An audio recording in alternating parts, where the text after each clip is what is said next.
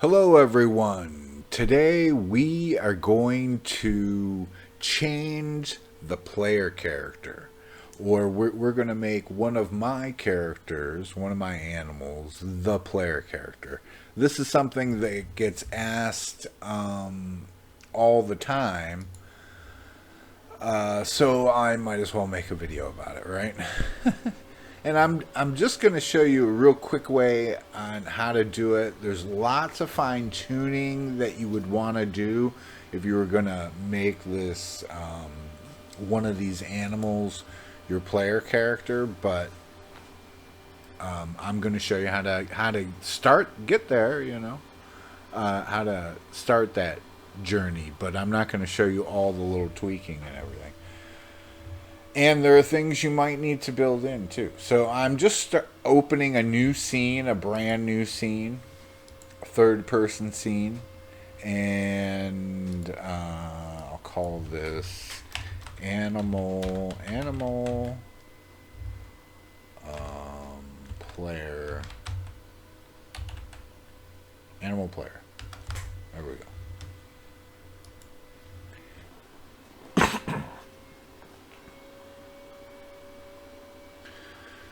This should load up pretty quickly. All right.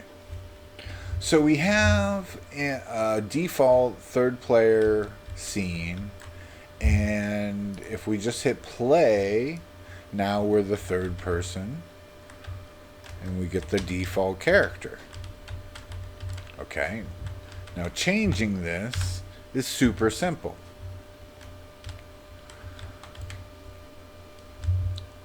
The player character is, if you look at your folders, if you don't have this open, you have to click down here. But I always dock it. So at least when I'm really working on things. So under content, you'll have a third person folder, and that has blueprints in it. And this blueprint is the player character. Okay, third person. And it's the blueprint for it.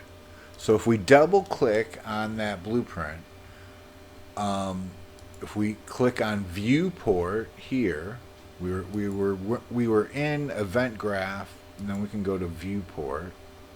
Here you can see we can change these settings. Okay, but right now we have nothing to change them to in this scene, so I'll just save the scene, close it. We'll open the scene back up, but with some items in it. So I'll go to my library and scroll down to one of my animals.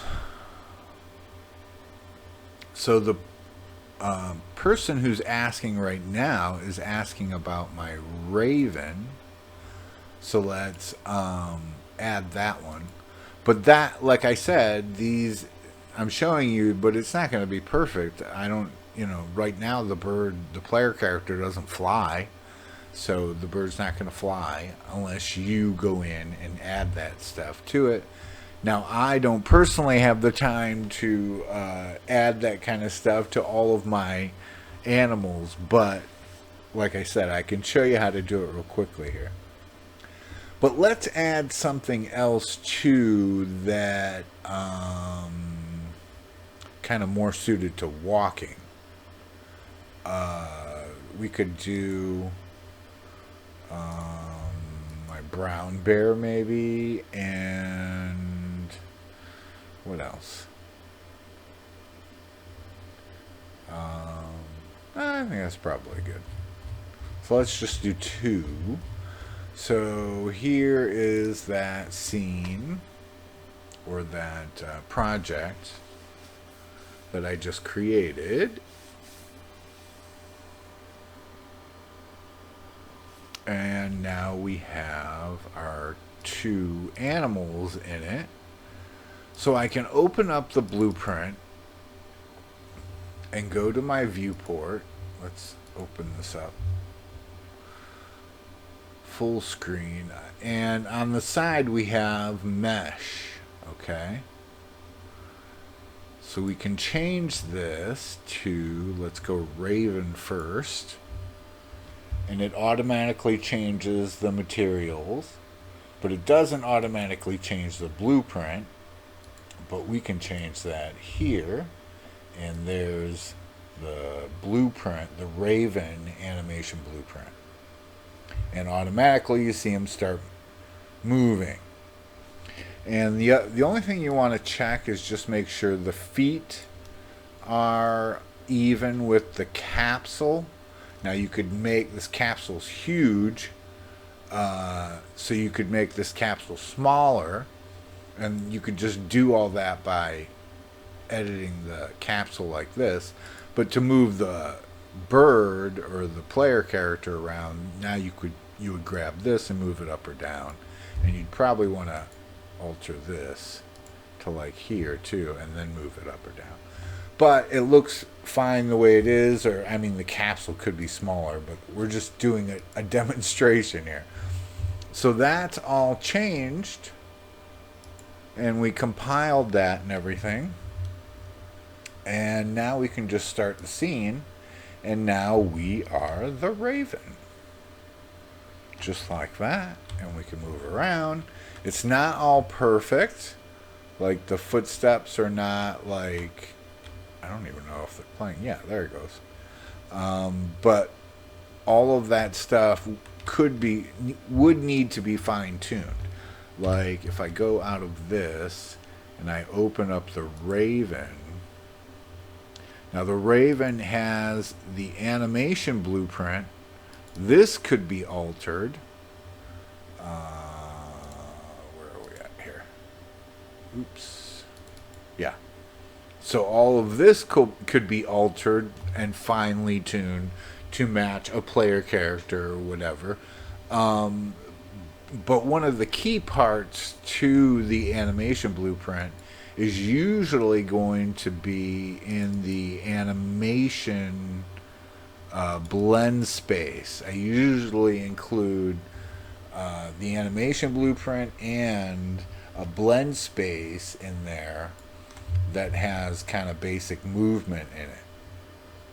So if you changed a bunch of these settings, like the walk, you could change the speed of the walk, the rate scale of they call it rate scale, but it's more like speed, to like 3 or something.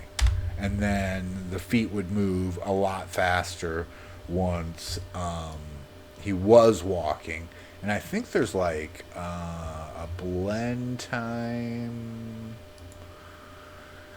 in speed.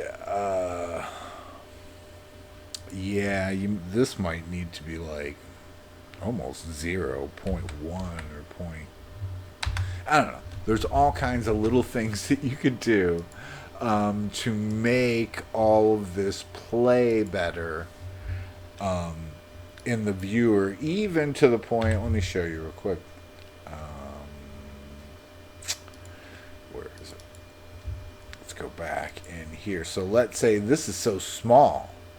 Okay, this Raven's so small. So if I just select the Raven, and then I can go in and say, I don't know, 2.5. And then 2.5 and 2.5. There we go. And save him like that. Kind of make sure his feet line up with the bottom of that capsule too. But compile him and save, and then bam, now he's a big Raven. Just like that. Whoop. I don't know why he's not just walking right away. It probably has something to do with the speed that it's all set at. But that's the Raven, and now let's like change it to something else maybe. Change it to the bear. Now the bear does not need to be that big. Let's set him back down to 1. And of course, we want to change his animation blueprint so he moves better now. There we go. And compile him. Close him. And now we are the bear. And of course, it's not all perfect. You know, you can fine-tune things. And you probably want to change your player character and how it works anyways.